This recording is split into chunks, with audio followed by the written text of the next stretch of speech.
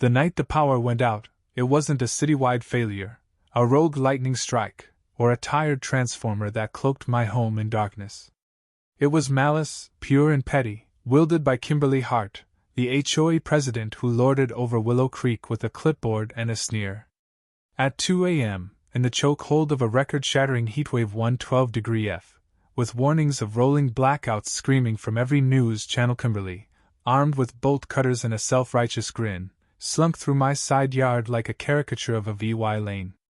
She'd declared my solar panels and hulking generator a blight on the neighborhood's manicured charm. So, she sliced the main line feeding my emergency grid, then scampered off, thinking she'd vanquished a suburban eyesore. She didn't just cut my power. She lit the fuse of a war. And I, Nathan Brooks, wasn't the sort to back down, not to a woman whose greatest legacy was banning inflatable Halloween pumpkins. Kimberly had no clue her sabotage would birth a rebellion, flipping her blackout into her own unraveling.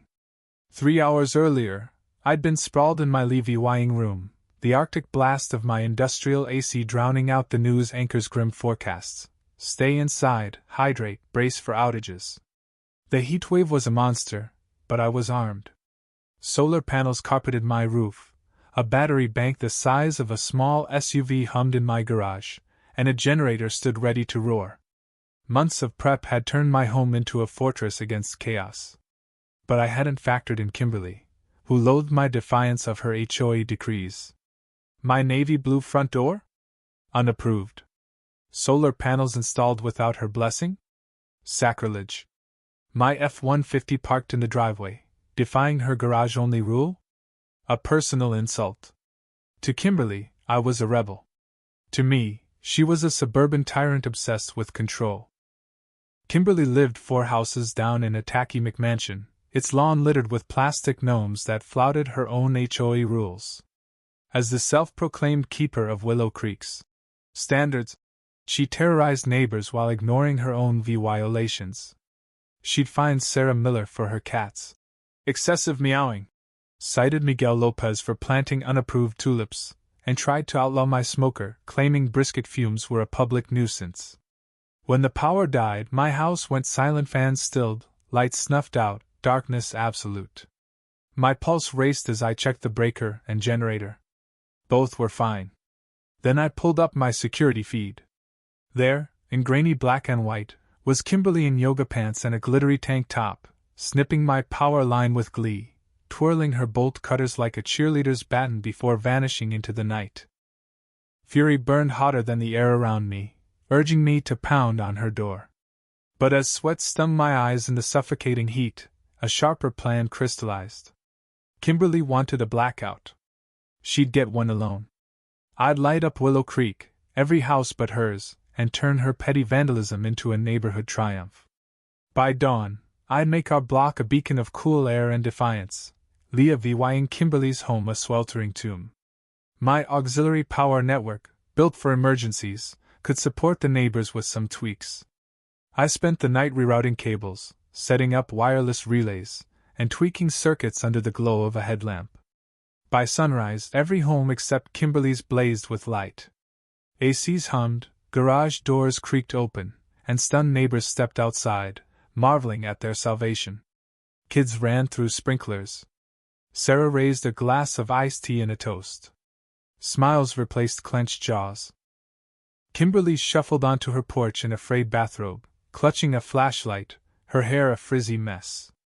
She stood, hands on hips, glaring at the glowing street, her face a cocktail of shock and rage. She stomped off to rally her HOA cronies, but they were lounging in their chilled homes, ignoring her desperate texts. From my window, sipping coffee, I watched her pace and dial, her reign crumbling. I could have restored her power, but this was about principle sur vy val of the least vy indictive. Kimberly had bullied Willow Creek for years, finding wrong-colored blinds and loud laughter. Now I'd make her the outcast. As morning broke, the block buzzed with life. Kimberly, wilting in her yard, tried flagging down a utility truck. The driver, after a confused exchange, shrugged and drove off. She dragged neon extension cords to Sarah's outlet, but Sarah, armed with my footage, confronted her, yelling about trespassing and no free rides. Kimberly retreated, cords trailing, as neighbors snickered. Later, Miguel texted me a photo, Kimberly rigging cables to a public street lamp, captioned, "Legal?" I shot back, "Not even close." A city crew rolled up, warning her of fines for tampering. Her desperation was a public spectacle, each failure tightening the noose she'd tied herself. That evening, grilling burgers, I hatched a bolder plan, a neighborhood energy festival to seal Kimberly's isolation. I sent texts, printed flyers, and by noon, my backyard was a carnival. Grills sizzled, coolers brimmed with iced drinks, and a local band played under solar-powered lights. Neighbors danced, kids bounced in an inflatable slide, and laughter drowned out the heat. Kimberly's house loomed dark, a silent monument to her folly. Her neighbors' glances her way sparked smirks karma at work. Midway through, she marched out, clipboard raised, hollering about unauthorized gatherings. The crowd ignored her. Some jeered, raising beers. I shouted, "Join us, Kim! Bring your bolt cutters!"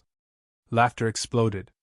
She tripped over her own cords, sprawling into a hydrangea bush, her clipboard flying like a white flag.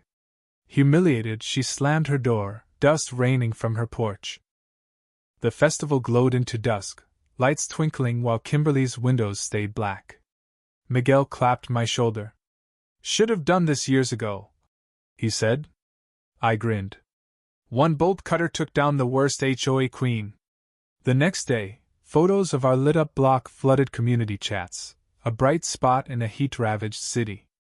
Messages poured in, thanking me for SAVYing Willow Creek. Kimberly, undeterred, posted flyers for an emergency HOA meeting to condemn my illegal grid and party, her words dripping with threats. I pinned her flyer to my fridge, chuckling. She thought she could bully us back into line. She was about to learn the tide had turned. The meeting convened at 6 p.m. in her driveway, a wobbly table holding a tattered HOA binder. Only 22 neighbors showed, smirking or sipping iced drinks, there for the drama. Kimberly accused me of endangering Willow Creek with my rogue grid, her voice shrill. I let her rant, then slid a folder across the table, signed neighbor consents, city ordinances allowing private power sharing, and an email from a city official praising my grid's relief to the strained system. I passed it around. Neighbors grinned. Kimberly's face flushed crimson. Sarah, wielding a megaphone from her lawn chair, proposed ousting Kimberly for misconduct. Cheers erupted.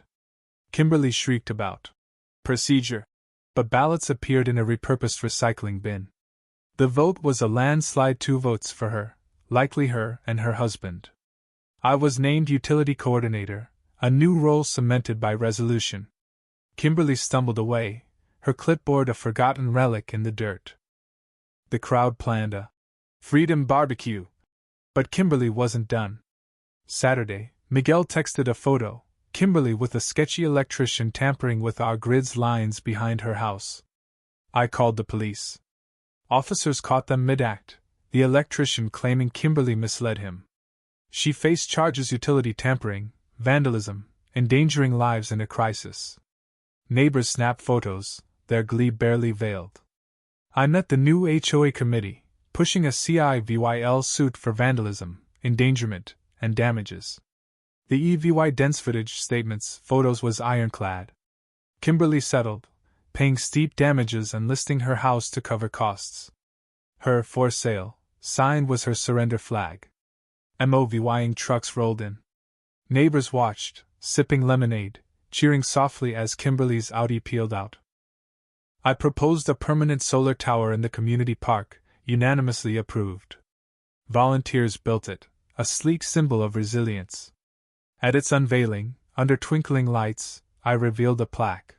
Light over pettiness, the Kimberly blackout. Laughter roared. Kids played, neighbors bonded, the tower a testament to unity. On my porch, Miguel handed me a beer.